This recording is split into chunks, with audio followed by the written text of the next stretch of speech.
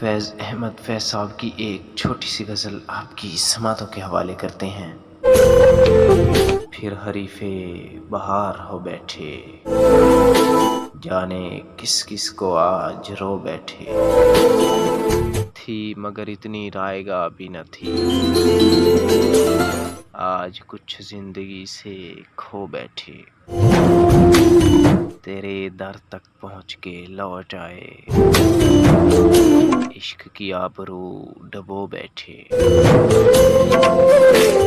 ساری دنیا سے دور ہو جائے جو ذرا تیرے پاس ہو بیٹھے، نہ گئی تیری بے رخی نہ گئی، ہم تیری آرزو بھی کھو بیٹھے، فیض ہوتا رہے جو ہونا ہے، شعر لکھتے رہا کرو بیٹھے۔